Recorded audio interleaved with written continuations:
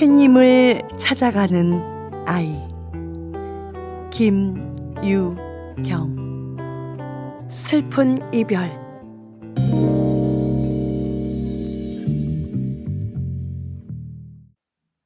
봄은 냇가 수양버들 가지에서부터 시작되었습니다. 움츠리던 모든 것들은 기지개를 편 듯이 생기가 나 보였습니다. 슬기의 키도 겨울 동안 더 커진 것 같았습니다. 그러나 할아버지의 몸은 점점 쇠약해 갔습니다.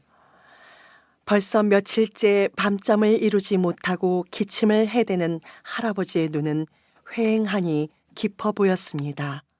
할아버지, 나와보세요. 벌써 개나리가 10개도 더 피었어요. 그랬느냐? 할아버지는 방문을 열고 마루 끝에 나와 앉았습니다. 할아버지, 햇볕이 따뜻하지요? 정말 또 봄이 왔구나. 할아버지는 신음처럼 먼 산을 바라보다가 조용한 목소리로 소리를 하기 시작했습니다. 이 산 저 산 꽃이 피니 분명 고 봄이로구나. 어느새 할아버지의 눈에서는 눈물이 고였습니다. 그리고는 한참 동안을 무엇인가 골똘히 생각하다가 슬기를 조용히 불렀습니다. 슬기야, 네, 할아버지. 우리 오늘 서울 갈까? 네? 서울이요? 왜? 가기 싫으냐? 아니요. 그럼 서울 가자. 서울에는 큰아버지도 계시고 큰어머니도 계시고 또 형들이 둘이나 있어 같이 놀면 심심하지 않을 것이다. 할아버지, 정말 서울 가요? 슬기는 뛸 듯이 기뻐했습니다. 정말 좋으냐? 네. 그럼 네가 꼭 지니고 싶은 장난감 하나와 제일 좋은 옷과 잠옷도 가방에 넣어라. 네, 빨간 자동차도 넣을게요. 슬기는 옷과 장난감을 가방에 넣어 짊어지고 까치를 안고 나섰습니다. 까치도 데리고 갈 거냐? 할아버지는 슬기와 까치를 번갈아 보다가 고개를 끄덕였습니다. 옷을 입고 나서는 할아버지는 비틀거렸습니다. 할아버지, 괜찮으세요? 슬기는 얼른 할아버지를 부축하며 말했습니다. 오냐? 괜찮다. 골목을 나서자 일남이 아버지가 그들을 보고 다가오며 물었습니다. 아니, 슬기 할아버지, 건강도 안 좋으신데 어디 가시려고요? 아무래도 내가 오래 못 버틸 것 같아 슬기를 큰 집에 데려다 줄까 하고. 어휴, 그러면 어쩌냐기라도 말씀을 해주시지 않고요. 그럼 제가 모셔다 드릴 텐데. 지금 어디까지 가는가? 서울 광화문 세종문화회관까지 갑니다. 오늘 1시에 세미나가 있어서요. 그럼 나 거기까지만 태워다 주게. 그래도 되겠습니까? 되고 말고 참 잘 됐네. 그럼 타시죠. 일남이 아버지는 차문을 열었습니다. 슬기는 얼른 차에 올랐습니다. 할아버지도 따라 뒷자리에 탔습니다. 우리가 오늘 운이 참 좋았어. 슬기 큰 집이 어디입니까? 목동 오거리. 아, 네. 제가 세미나 끝나면 모셔다 드릴 수가 있는데 그때까지 어디서 기다리기도 못하고 어쩌지요? 오늘 집에 돌아오실 건가? 그럼요. 그러면 그때까지 기다렸다가 슬기 데려다주고 같이 따라오고 싶네. 하지만 어째 피해가 안 되겠는가? 아유, 무슨 말씀이세요? 좀 기다려만 주신다면 모시겠습니다. 고맙네. 슬기는 아예 까치를 데리고 다니는구나. 일남이의 아버지는 운전을 하면서 슬기를 힐끔힐끔 돌아보며 말했습니다. 까치는 내 친구니까요. 슬기는 까치의 머리를 쓰다듬으며 말했습니다. 이제 길들여진 까치는 슬기의 품을 파고들기도 하고 슬기가 가는 곳이면 어디든지 가리지 않고 따라다녔습니다. 그들이 광화문에 도착한 것은 점심때가 다 되어서였습니다. 세종문화회관 뒤터에 차를 세운 일남이 아버지는 음식점으로 그들을 안내했습니다. 그곳은 전에 슬기가 엄마랑 처음 들어가 보았던 뷔페 식당이었습니다. 뭘 좋아하시는지 몰라서 이곳으로 모셨습니다. 고맙네.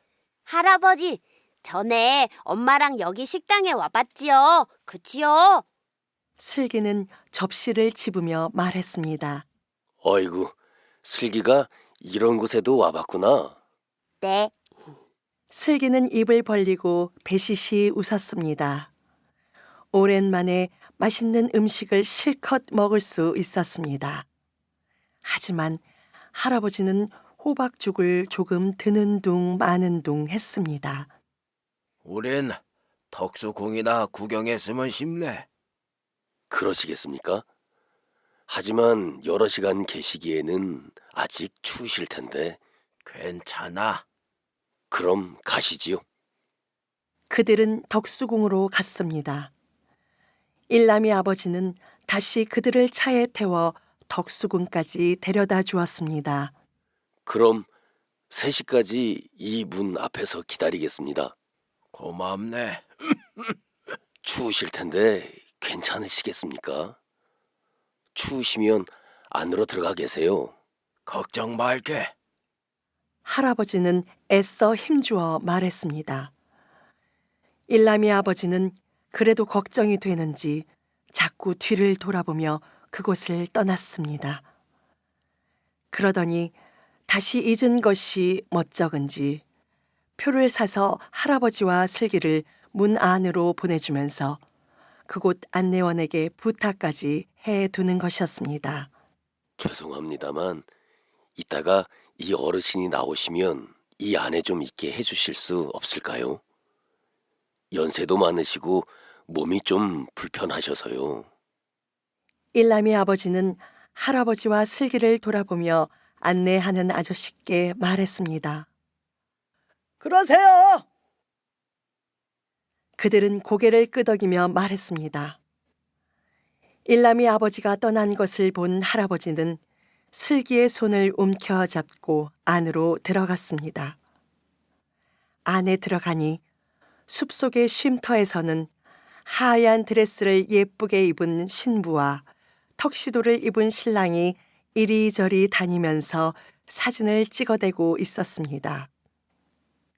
슬기는 그들을 보자 넋이 빠져 할아버지의 손을 슬그머니 놓고 한참 동안을 바라보고 서 있었습니다. 따라오너라. 슬금슬금 걷는 걸음에도 차츰 거리가 멀어지자 할아버지는 걱정이 되는지 한마디 했습니다.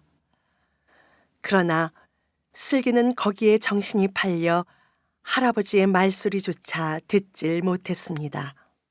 어서 따라오래도. 그때서야 슬기는 발걸음을 옮기기 시작했습니다. 하지만 눈은 여전히 신랑 신부에게 머무르고 있었습니다. 그러자 슬기의 걸음걸이는 눈먼 사람처럼 비칠거렸습니다.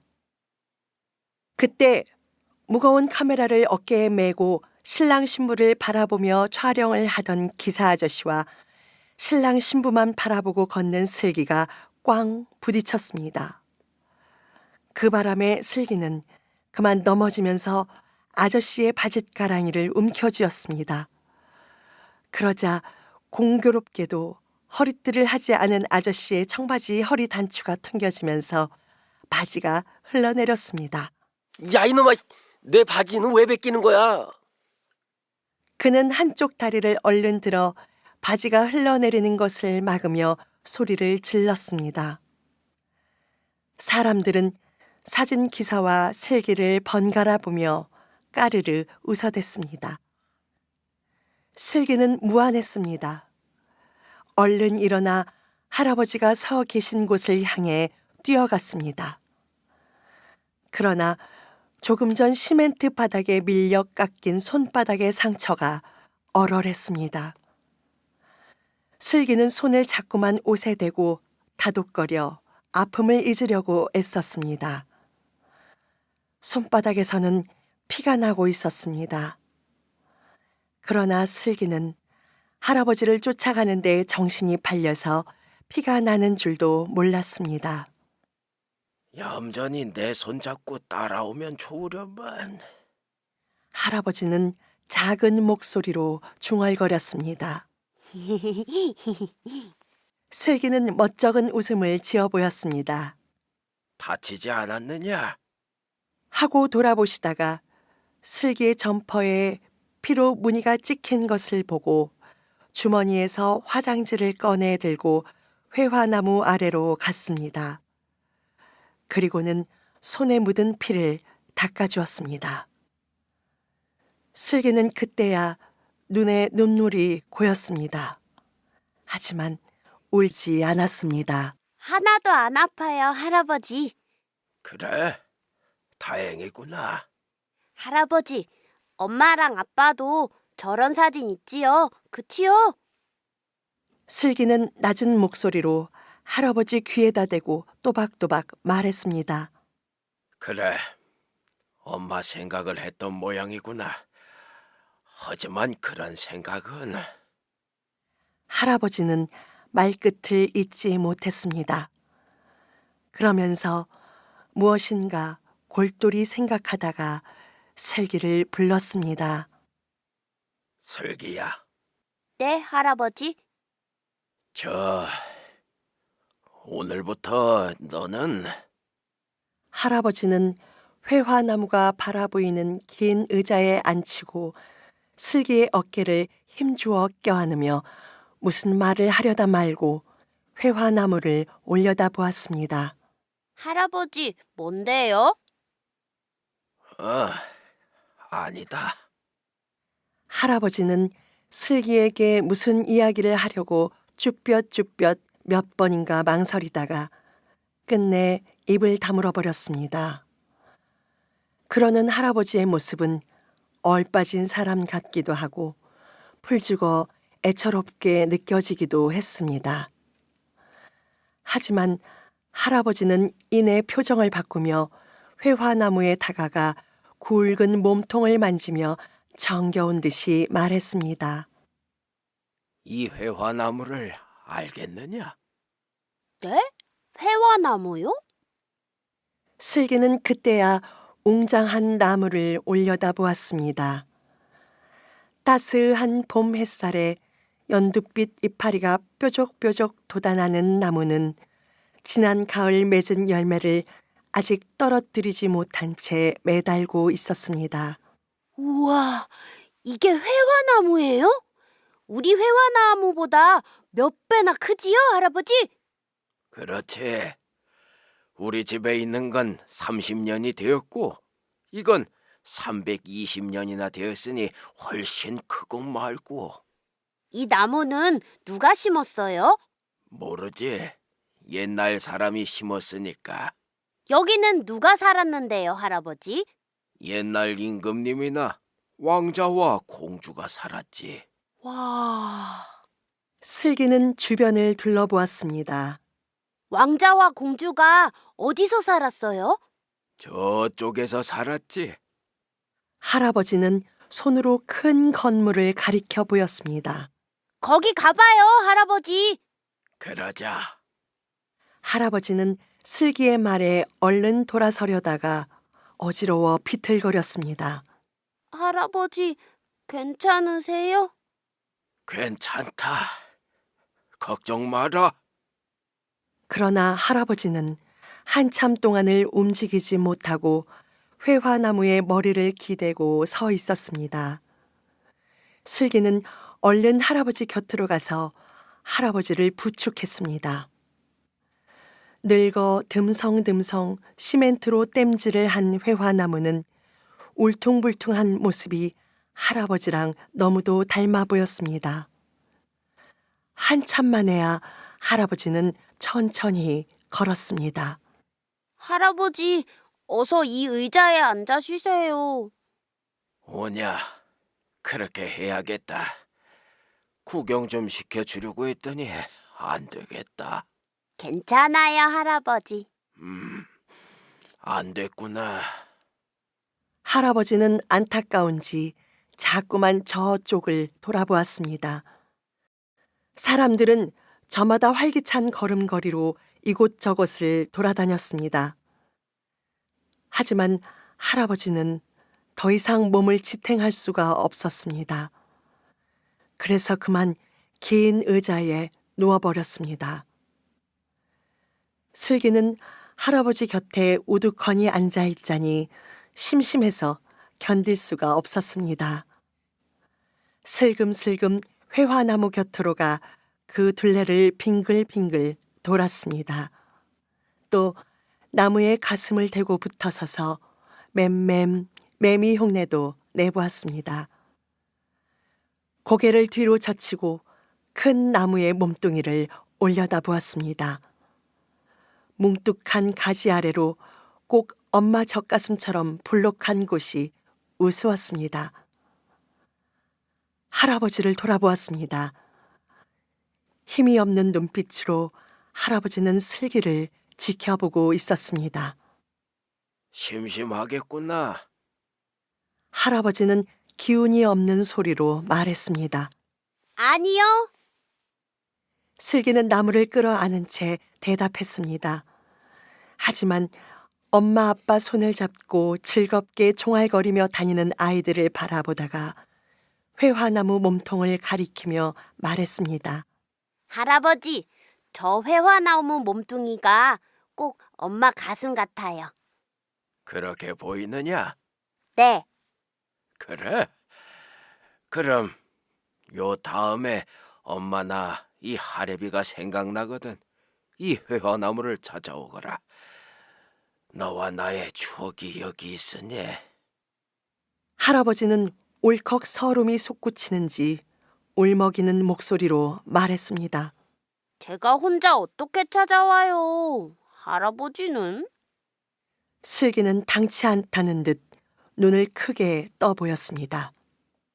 큰 집에서 버스 한 번만 타면 올 수 있으니 좀 크면 찾아올 수 있을 거야. 여기는 덕수궁이다. 꼭 잘 기억해 두거라. 덕수궁, 덕수궁, 덕수궁. 슬기는 덕수궁 이름을 잊어버리지 않으려고 자꾸만 되뇌었습니다.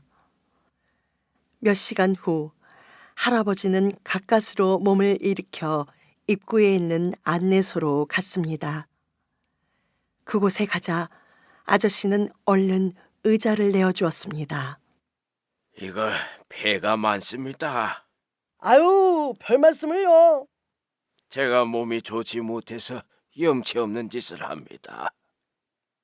할아버지는 정복을 입은 아저씨에게 말하며 의자에 앉았습니다. 아예, 괜찮습니다. 아저씨는 곧장 나가더니 종이컵에 뜨거운 차 한 잔을 들고 와 할아버지께 내밀었습니다. 이거 드시지요? 아이고, 이거 고맙습니다. 할아버지는 얼른 받아 두 손으로 컵을 감싸며 허리를 굽혀 보였습니다. 그리고 슬기를 돌아보았습니다. 그러는 할아버지의 눈빛은 슬기에게 좀 마셔보겠냐는 신호를 하고 있었습니다. 슬기는 고개를 저어 보였습니다. 그걸 눈치챈 아저씨가 책상 서랍 안에서 사탕 세 알을 꺼내 주었습니다. 슬기는 할아버지를 쳐다보았습니다. 할아버지는 받아도 좋다는 신호로 고개를 끄덕여 보였습니다. 슬기는 그것을 받으면서 고맙습니다. 하고 인사를 했습니다. 아까 부탁하고 가신 분이 아드님이십니까? 약속 시간 30분이 지났는데도 일남이 아버지가 나타나지 않자 안내원 아저씨가 고개를 갸웃거리며 물었습니다. 아닙니다. 이웃입니다. 자식보다 더 좋은 이웃 사촌이지요. 아, 그러세요? 때론 이웃 사촌이 자식보다 나은 사람도 있지요. 잊고 말고 요새 자식 덕 못 본 사람 많습니다. 그래요. 정말 가끔 이런 곳에다가 자기 부모를 버리는 나쁜 놈들이 있다니까요. 천벌을 받을 놈들. 그것도 다 부모들이 자식을 잘못 가르쳐서 그래요. 요새 젊은 사람들 자식들 기 살린다고 막 키워요. 해서는 안 되는 일과 해도 되는 일을 구분을 해야 되는데 무조건 아이들 하는 대로 내버려 둔다니까요. 공중 도덕이 뭔지도 모르고 다 지가 최고예요. 어느새 약속 시간이 1시간이 넘고 있었습니다. 그때야 부랴부랴 찾아온 일남이 아버지는 할아버지께 죄송해서 어쩔 줄을 몰랐습니다. 어이구, 이거 많이 늦었습니다. 죄송합니다. 세미나가 늦어지는 바람에. 오히려 내가 미안하네. 바쁜 일도 제대로 못 보고. 아닙니다. 힘드셨지요? 어디 가서 몸 좀 풀고 가시지요. 괜찮네. 이분이 잘 대해줘. 편히 쉬었네. 고맙습니다. 수고하십시오. 일남이 아버지는 허리를 굽혀 인사를 했습니다. 예, 안녕히 가세요. 안내원 아저씨도 따라 인사를 했습니다. 밖으로 나오자 따스하던 봄볕을 잿빛 구름이 묻어버렸습니다. 시내는 온통 회색빛이었습니다. 차에 오른 슬기는 자리에 앉자마자 하품을 했습니다. 졸리네. 할아버지가 슬기를 끌어안으며 말했습니다. 슬기는 고개만 끄덕였습니다. 차는 서서히 많은 무리 속에 끼어들어 움직이고 있었습니다. 하지만 워낙 차들이 많이 밀린 탓에 아주 천천히 굴러갔습니다. 슬기는 할아버지의 기댄 채 금방 스르르 잠이 들었습니다. 그것은 꽤 오랜 시간 동안을 밖에 서 있었기 때문에 몹시 피곤해서였습니다. 슬기가 잠을 깬 것은 아파트 단지에 들어설 때였습니다. 슬기야, 일어나라. 아스라이 들리는 할아버지의 목소리에 깜짝 놀라 잠을 깬 슬기는 주변을 둘러보았습니다. 높다란 아파트가 솟아있는 그곳은 처음 와본 곳이었습니다. 할아버지, 다 왔어요? 여기가 큰어머니가 사시는 아파트다. 어서 올라가자. 할아버지는 슬기의 옷매무새를 고쳐주며 말했습니다. 몇 층이지요? 일남이 아버지는 차 문을 닫으면서 말했습니다. 103동 603호. 그들은 엘리베이터를 타고 올라가 이윽고 큰 집 앞에 다다랐습니다. 벨을 누르자 안에서 큰어머니 목소리가 들렸습니다. 누구세요? 예, 슬기 하랩입니다. 할아버지가 인터폰에 대고 얘기하자 이내 현관문이 열리면서 슬기의 큰어머니가 그들을 맞았습니다. 어머나, 전화를 주셨으면 저희들이 찾아뵐 텐데 이렇게 먼 곳까지. 슬기 큰어머니는 슬기와 할아버지를 번갈아 보며 말했습니다. 이 늙은 것이 서울 구경을 하고 싶어서요. 어머, 그러세요? 잘 오셨어요. 어서 들어오세요. 슬기 큰어머니는 활짝 웃어 보였습니다. 큰어머니께 인사드려야지. 할아버지는 슬기를 내려다보며 작은 소리로 말했습니다. 안녕하세요. 슬기는 공손하게 인사를 했습니다. 오, 그래. 슬기가 그동안 많이 컸구나. 큰어머니의 안내로 그들은 거실로 들어갔습니다. 여기는 이웃에 사는 일남이 아버지. 늘 우리들을 고맙게 보살펴준 이웃입니다. 안녕하세요. 일남이 아버지가 인사를 했습니다. 아, 그러세요? 고맙습니다. 할아버지나 슬기를 곁에서 보살펴 주시니. 사실은 제가 바빠서 많이 도와드리지 못합니다. 일남이 아버지는 뒤통수를 문지르며 멋쩍은 표정을 지어 보였습니다. 앉으세요. 큰어머니는 긴 의자를 가리키며 말했습니다. 슬기 큰아버지께서도 그간 안녕하시지요? 할아버지는 긴 의자에 궁둥이를 가만히 밀어 앉으며 물었습니다. 네, 부대에 들어가 있어요. 아, 점심은 어떻게 하셨습니까? 예, 밖에서 먹었습니다. 잠깐 차라도 좀 내오겠습니다. 큰어머니는 허리를 약간 숙이고는 자리를 떴습니다. 그러더니 따끈한 차를 들고 나왔습니다. 감사합니다. 할아버지와 일남이 아버지는 큰어머니가 내온 차를 마셨습니다. 서가, 훈아, 이리 와. 큰어머니는 아이들을 불렀습니다. 서기와 훈이는 우르르 뛰어나왔습니다. 여기 슬기 할아버지와 아저씨께 인사드려라. 안녕하세요. 서기가 인사를 했습니다. 안녕하세요. 훈이도 따라했습니다. 아이고, 이거 빈손으로 와서 미안하구나.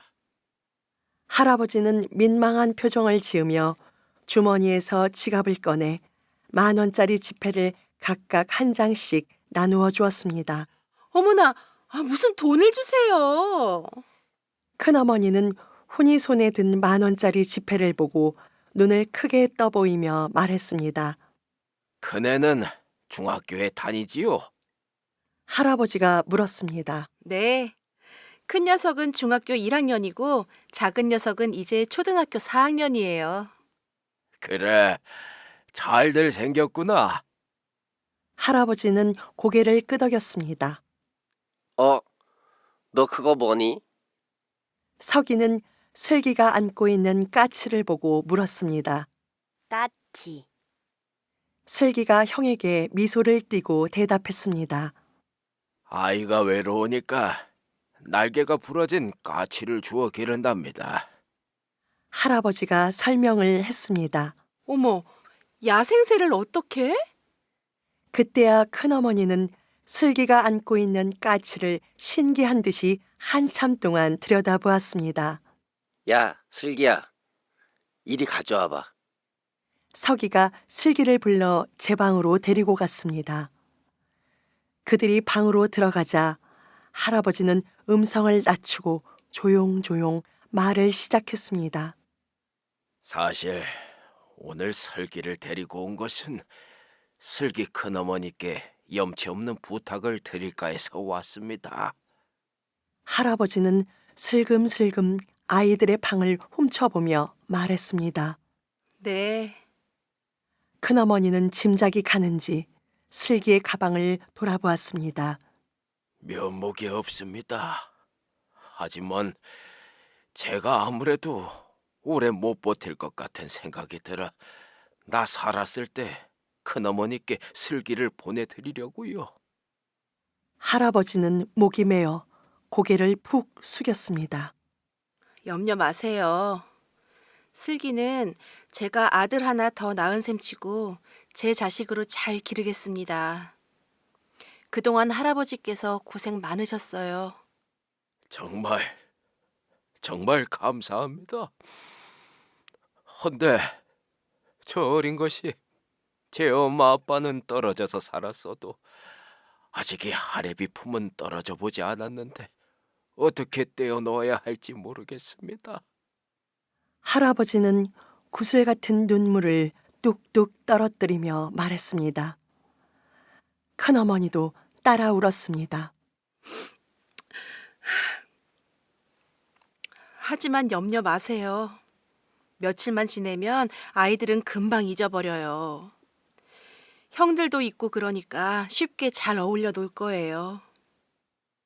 그리고 이것은 슬기 어미가 슬기를 위해서 쓰려고 모아온 돈입니다. 그걸 어떻게 제가 받겠어요. 할아버지 쓰세요. 아닙니다. 슬기 교육비에 보태 쓰세요. 그리고 이건 제가 성의로 보탰습니다. 할아버지는 예금 통장 2개를 도장과 함께 슬기 큰어머니 앞에 내놓았습니다. 이렇게 안 하셔도 괜찮은데.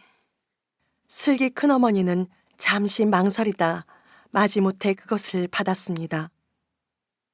그럼 우리는 가봐야겠습니다. 할아버지는 일어섰습니다. 며칠 쉬었다 가시지요. 아닙니다. 그럼 어머, 이렇게 그냥 가시면 서운해서 어떡하죠? 슬기 큰어머니는 어찌할 줄을 몰랐습니다.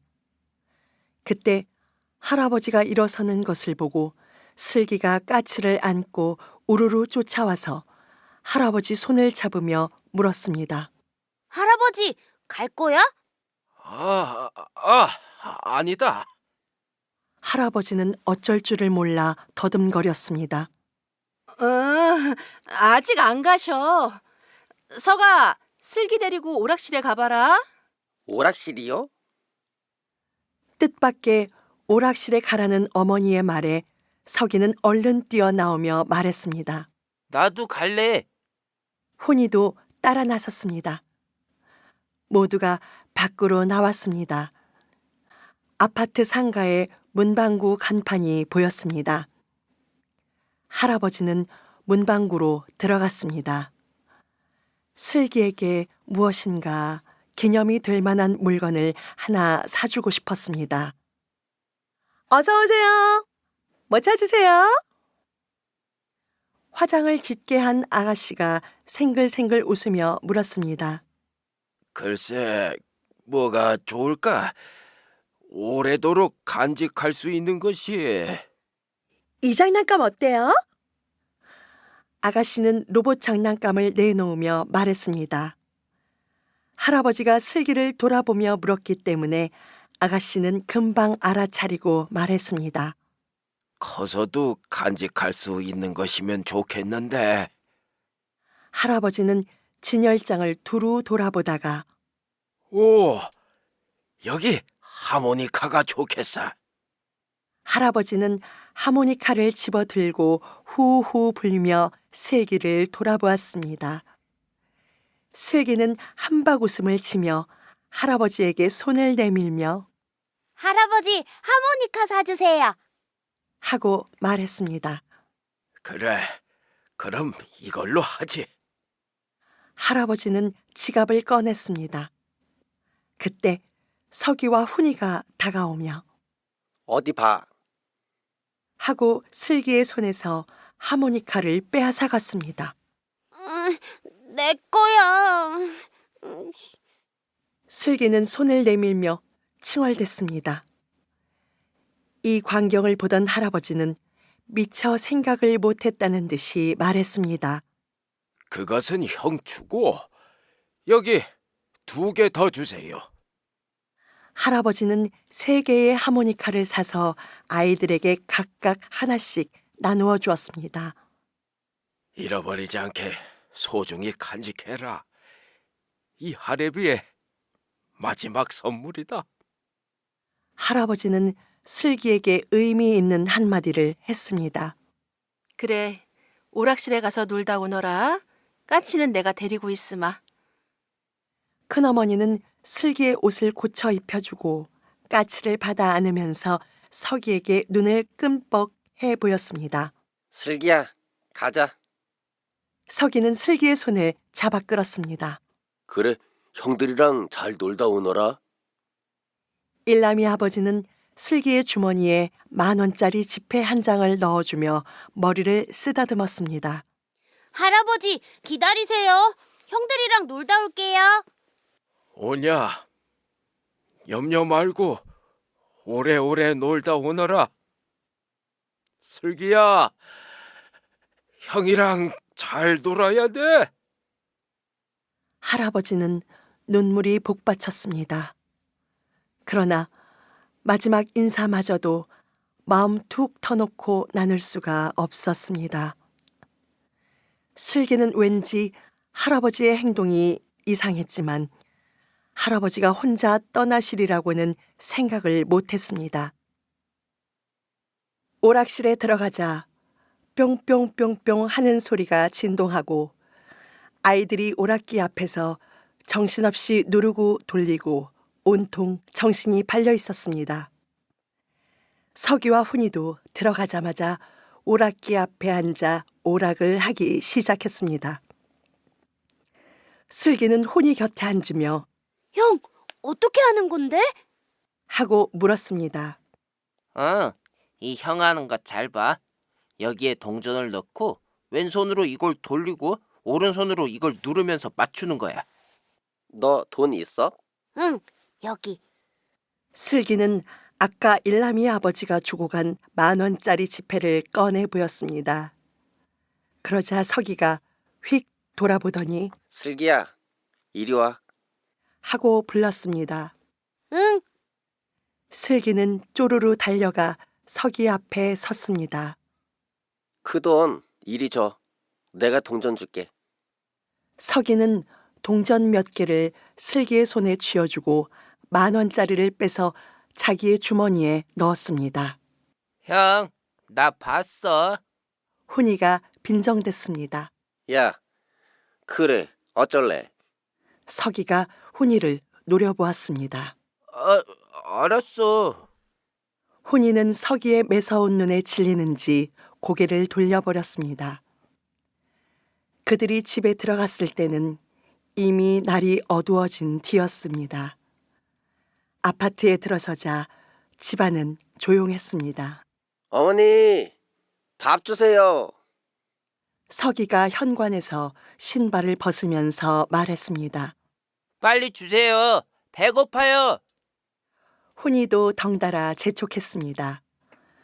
그러나 슬기는 들어서면서 할아버지 먼저 찾았습니다. 할아버지! 슬기야, 그때 큰어머니가 다가와 슬기를 끌어안으며 조용히 말했습니다. 이제 할아버지가 너를 돌보시기엔 너무 늙어서 이 큰엄마한테 맡기신 거란다. 그러니 오늘부터는 이 큰엄마와 사는 거야. 싫어요. 전 할아버지랑 살 거예요. 슬기는 현관문을 열려고 비틀었으나 덜컥 소리나게 잠긴 문은 쉬이 열리지 않았습니다. 슬기는 마구 발을 동동 구르며 울기 시작했습니다. 슬기의 울음소리를 듣고 발코니에 갇혀있던 까치가 갑자기 깍깍깍깍 요란한 소리를 지르며 유리문을 빠져나오려고 몸을 부딪히고 소란을 피웠습니다. 슬기는 얼른 발코니에 나가 까치를 안았습니다. 까치는 슬기의 품에서 날개를 몇 번 퍼덕이다가 잠잠해졌습니다. 까치를 안은 슬기는 서둘러 신발을 신으며 같이 가! 할아버지! 하고 현관문을 열려고 애를 썼습니다. 슬기야, 그러면 못 써. 울음 그쳐. 뚝. 여기 큰엄마가 있잖아. 형들도 있고. 어서 그쳐. 뚝. 그러나 울음보가 터진 슬기는 쉽사리 울음을 그칠 기미가 보이지 않았습니다.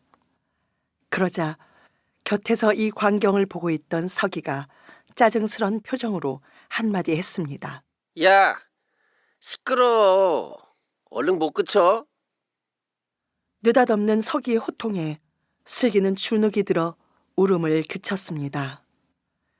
그러자 큰어머니는 슬금슬금 슬기의 눈치를 살피다가 서기에게 눈을 끔벅여 보이고는 주방으로 들어가 버렸습니다. 슬기는 하는 수 없이 서기의 말에 순종할 수밖에 없었습니다. 슬기가 다시 울려고 하면 서기는 발뒤꿈치로 슬기의 발등을 세게 찍어댔습니다. 그것은 어찌나 아프던지 마치 칼로 발등을 도려낸 것 같았습니다. 어머, 슬기 착하기도 하지. 큰어머니는 속도 모르고 슬기의 머리를 쓰다듬어 주었습니다. 그날 밤부터 슬기는 개구쟁이 두 형들 틈바구니에서 살 수밖에 도리가 없었습니다. 서기와 훈이는 작은 원숭이들처럼 장난질이 심했습니다. 그런 탓에 그들은 슬기를 덮치기도 하고 짓밟기가 예사였습니다. 얘들아, 밥 먹어라. 걸게 차려진 저녁 식탁에 앉은 슬기는 밥을 보고 눈살을 찌푸렸습니다. 왜? 먹기 싫으니?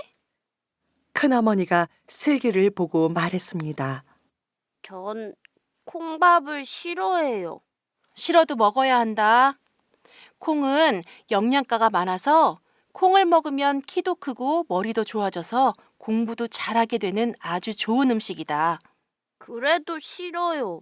자꾸 먹는 습관을 들이면 좋아지게 돼. 형들도 다 그랬어. 슬기는 몇 번이나 거절해 보았지만 소용없는 일이었습니다. 그때였습니다. 전화벨이 울렸습니다. 큰어머니가 거실로 나갔습니다.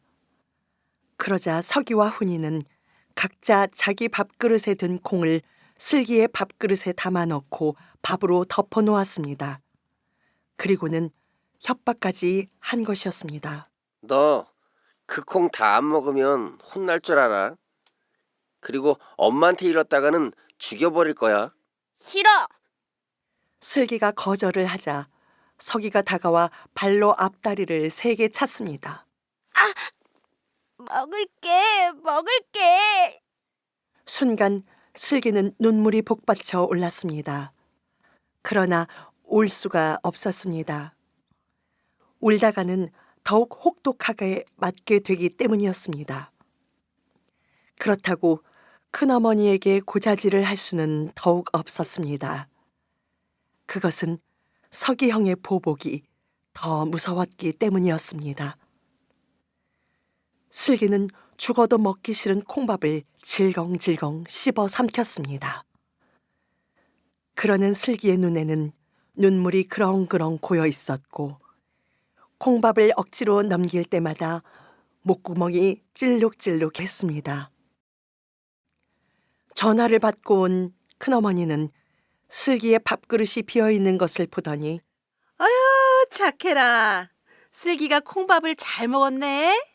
자, 이 우유도 한 잔씩 마셔라. 하고 큰어머니는 우유까지 한 잔 따라주었습니다.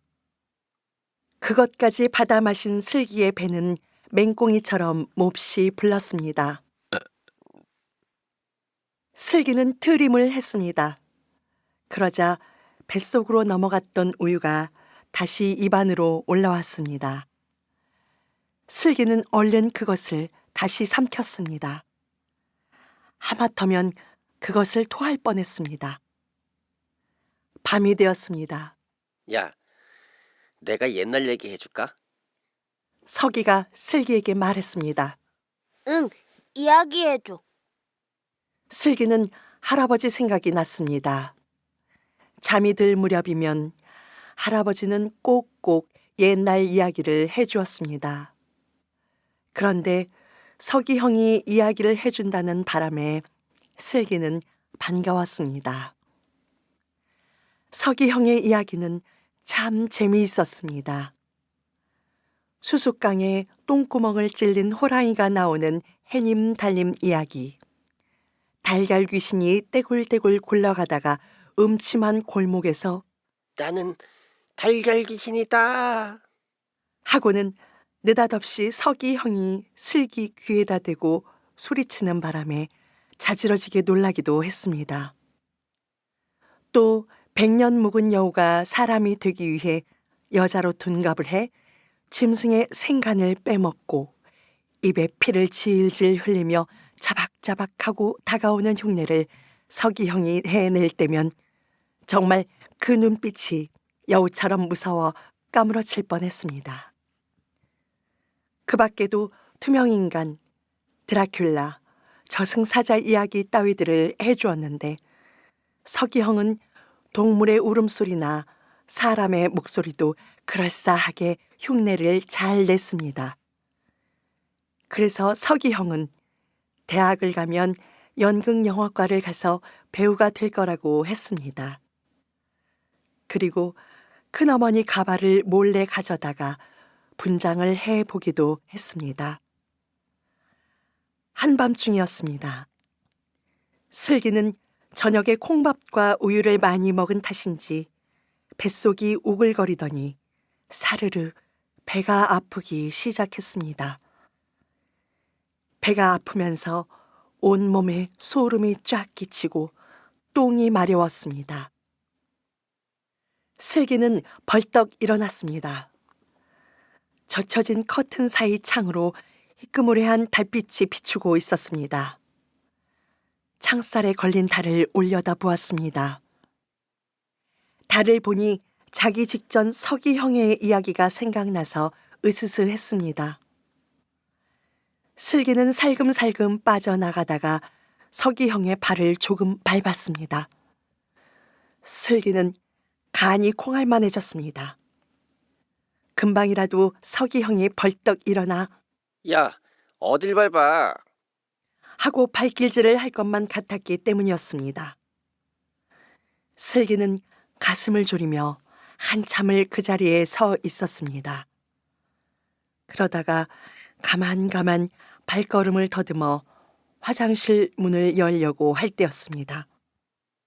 이히히히히, 슬기야, 슬기야. 하는 이상한 소리가 들려왔습니다. 순간 슬기는 기겁을 하며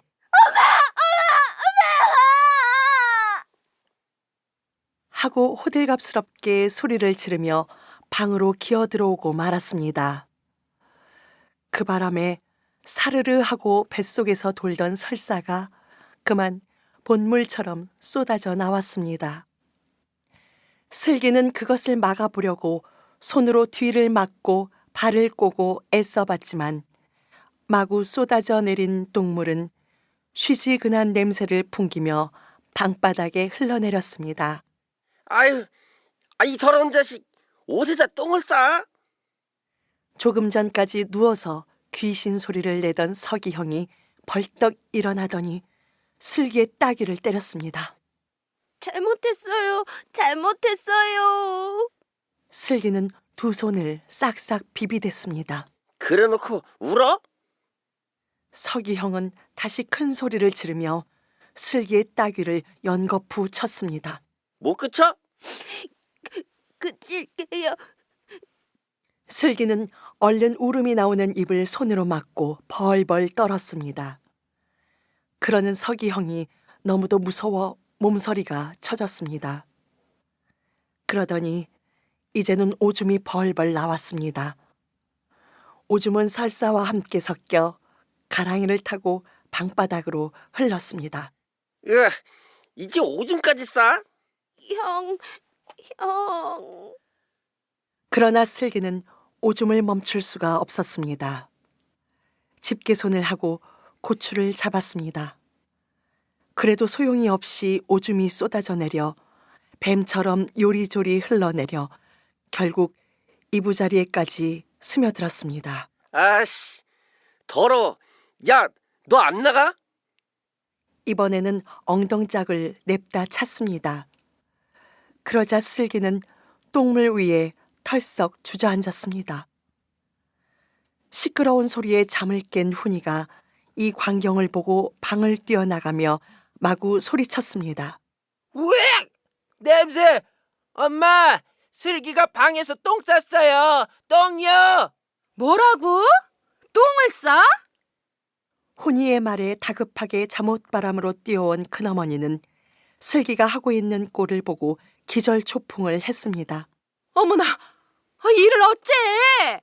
아니, 방 앞이 화장실인데, 그래, 여기서 이러면 어떡해? 큰어머니는 짜증스런 표정으로 슬기를 내려다보았습니다. 이것 보세요. 이불도 엉망이 됐다고요. 서기는 이불을 걷어 젖혀 보이며 말했습니다. 어머머머머, 이불까지? 아, 얘가 왜 이러니? 정말 이거 골칫거리구나, 골칫거리. 이리 와! 큰어머니는 앙칼진 목소리로 슬기를 끌어내어 목욕을 시켜주었습니다. 그리고는 훈이의 줄무늬 잠옷을 갈아입혀 주었습니다. 잠옷은 슬기에게 너무 컸습니다. 그래서 큰어머니는 슬기의 소매나 바짓가랑이를 몇 번이나 걷어주었습니다. 그러나 미끄러운 천으로 된 잠옷은 금방 흘러내렸습니다. 슬기는 손이 감추어지면 답답해서 양손을 위로 치켜 올려 흔들어 손을 빼내곤 했습니다. 그런데 문제가 또 생겼습니다. 배가 또 아팠습니다. 그러나 누구에게도 그런 말을 할 수가 없었습니다.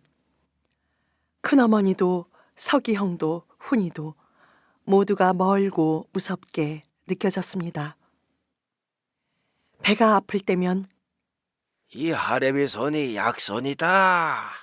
하고 슬슬 배를 문질러 주던 할아버지 생각났습니다. 이제 그런 할아버지도 만나지 못한다고 생각하니 너무도 슬펐습니다. 서름이 복받쳤습니다. 그러다가 살포시 잠이 들었습니다.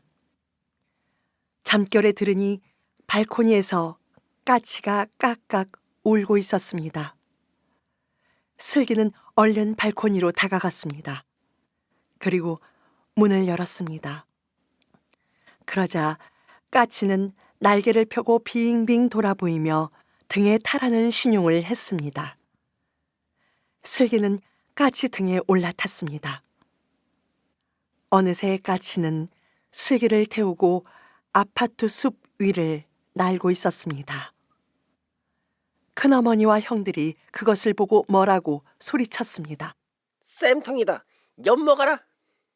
하고 마구 소리를 지를 때였습니다. 또 배가 사르르 아파왔습니다. 슬기는 까치 등을 타고 날면서 아래를 내려다보며 소리쳤습니다. 할아버지, 똥 마려워요. 할아버지! 그때 할아버지가 요강을 가지고 와서 슬기 공둥이에 대주려고 했습니다. 그러나 까치는 슬기를 내려주지 않고 요강의 공둥이가 달락말락하게 빙빙 도는 것이었습니다. 내려달란 말이야! 슬기는 똥이 마려워 어쩔 줄을 몰라 쩔쩔맸습니다. 그러자 까치는 안 되었던지 마지못해 아파트 꼭대기에 내려주었습니다. 그러나 조금 전까지 요강을 들고 있던 할아버지도 화장실도 보이지 않았습니다. 할아버지, 어디 계세요? 빨리요, 빨리! 슬기는 급한 나머지 손으로 똥꼬를 막고 몸부림쳤습니다. 코끝이 알싸했습니다. 그러더니 이내 재채기가 나왔습니다.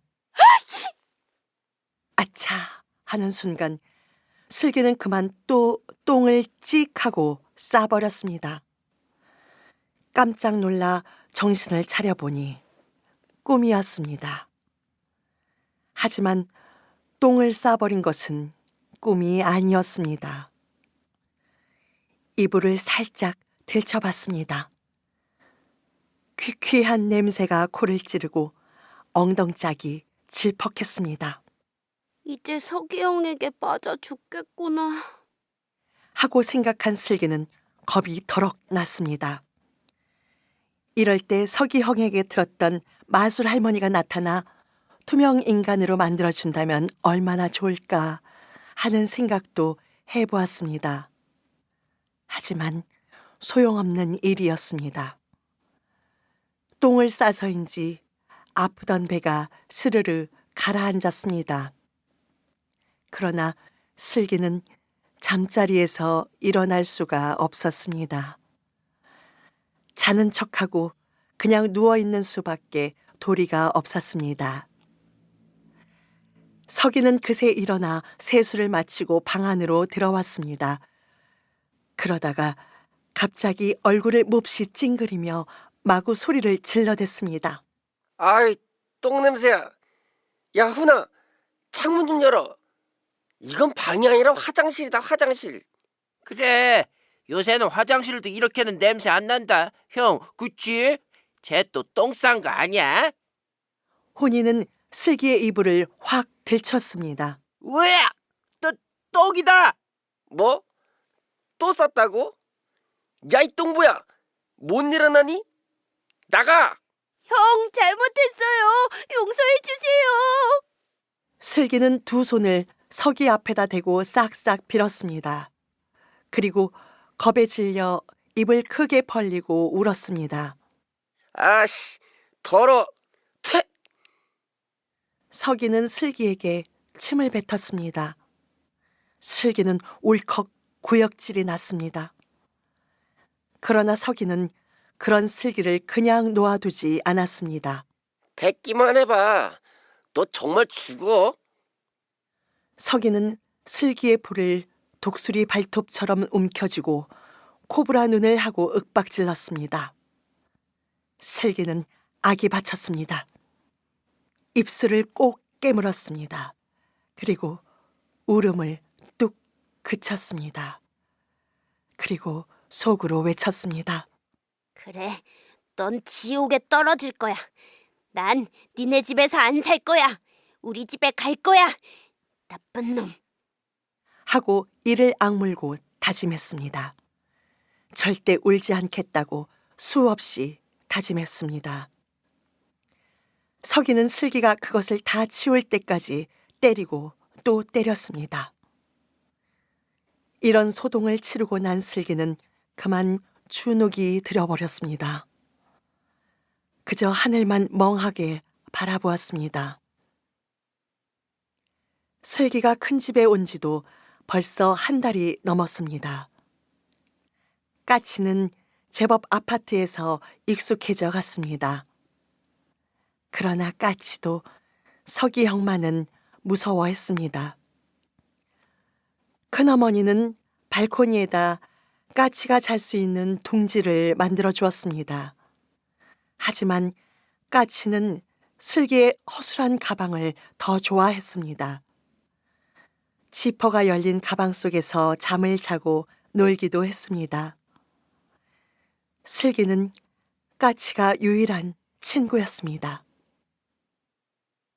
할아버지가 보고 싶고 슬퍼질 때면 슬기는 까치를 안고 소리 없이 눈물 짓곤 했습니다.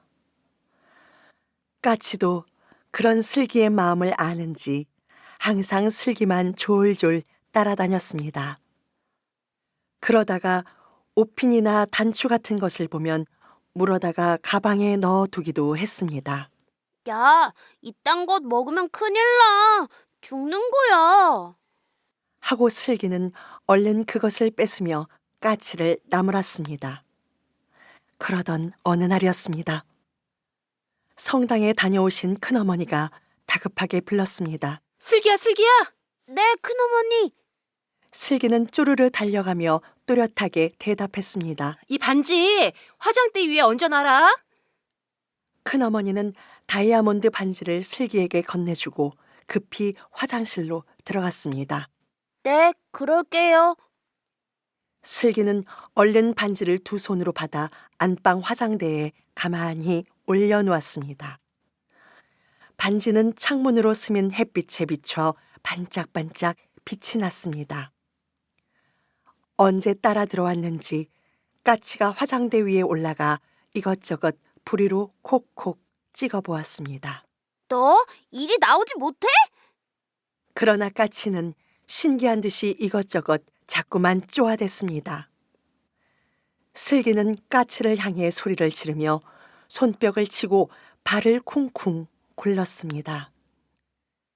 그러자 까치는 깜짝 놀라 화장대에서 얼른 뛰어내리다가 장판에 미끄러져 부러진 날개를 퍼덕거렸습니다.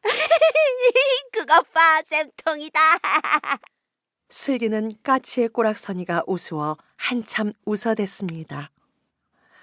까치는 무안해서인지 얼른 발코니로 달려가 가방 속에 얼굴을 파묻었습니다. 다음 날 아침이었습니다. 슬기야, 어제 반지 어디 뒀니? 큰어머니는 그제야 생각이 나는지 슬기에게 반지의 행방을 물었습니다. 거기 화장대 위에 올려놨어요. 없는데? 제가 찾아볼게요. 슬기는 안방으로 들어가 어제 반지를 두었던 화장대 위를 살펴보았습니다. 그러나 반지는 그곳에 없었습니다.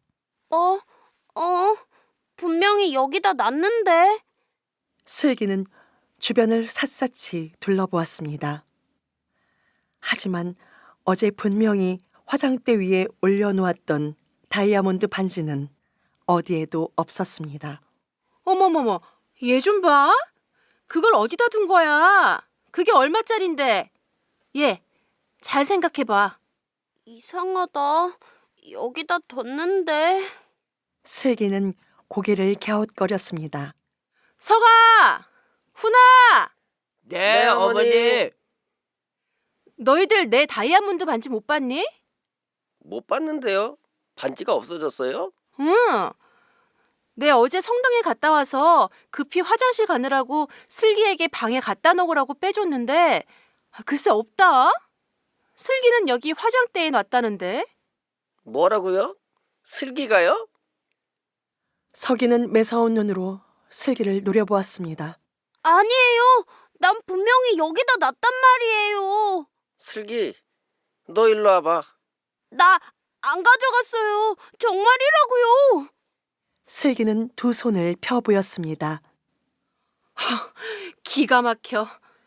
큰어머니는 이상한 표정으로 슬기를 뚫어져라 쳐다보았습니다.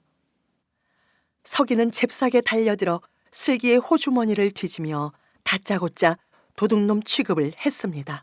어서 내놔. 없어. 나 안 가져갔어. 정말이야. 정말이라고. 그래?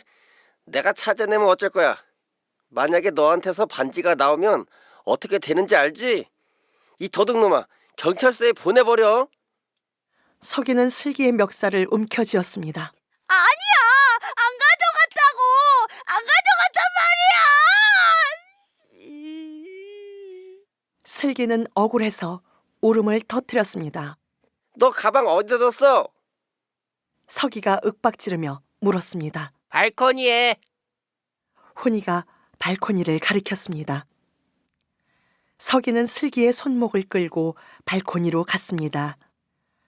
발코니에 놓아두었던 슬기의 가방 속에서 까치가 뭉그적거리고 있었습니다. 저리 비켜. 서기는 까치를 주먹으로 힘껏 쳤습니다. 까치는 부러져 못쓰게 된 날개를 퍼덕거리며 깍깍깍깍하고 애처롭게 울어댔습니다. 내 까치야. 때리지 마. 슬기가 말하자 서기는 슬기의 발등을 발뒤꿈치로 꽉 찧었습니다. 슬기는 발등에 불덩이가 떨어진 것 마냥 한쪽 발을 들고 뱅글뱅글 돌면서 비명을 질렀습니다. 왜 그래? 말로 하지. 큰어머니는 보다 못해 한마디 했습니다. 이런 애는 그냥 두면 안 된다고요. 서기는 슬기의 가방을 뒤지기 시작했습니다. 이거 봐라. 이건 단추. 이건 동전. 있다. 반지다. 서기는 반지를 집어 공둥이에 쓱쓱 문지르더니 높이 쳐들고 소리쳤습니다. 어머니, 찾았어요. 반지를 찾았다고요. 어때요? 내 짐작이 맞았지요? 슬기 저게 감춰둔 거라고요. 서기는 어머니에게 반지를 내밀며 호들갑을 떨었습니다. 어머머머머, 어머, 설마 했더니? 큰어머니는 슬기를 멀거니 쳐다보았습니다. 아니에요. 아니라고요. 내가 훔치지 않았다고요. 슬기는 반지가 가방에서 나오자 소스라쳐 놀라며 마구 소리를 질러댔습니다. 하지만 아무도 슬기의 말을 믿어주지 않았습니다. 그래? 그렇다면 왜 이게 내 가방에 있는 거야? 귀신이 갖다 놓은 건가? 서기는 비아냥거렸습니다. 그래, 반지가 발이 달린 것도 아닌데, 그치, 형? 훈이도 부추겼습니다. 내가 안 그랬어. 정말 안 그랬단 말이야. 슬기는 울면서 마구 고개를 저었습니다. 어린 것이 못됐구나. 참 기가 막혀서. 지금부터 그러면 커서 뭐가 되려고? 아서라 아서. 바늘도둑이 소도둑 되는 거야. 큰어머니는 슬기가 아무리 아니라고 변명을 해도 믿으려고 하지 않았습니다. 그리고는 볼장 다 봤다는 듯 눈동자를 하얗게 떠 보이며 혀를 끌끌 찼습니다.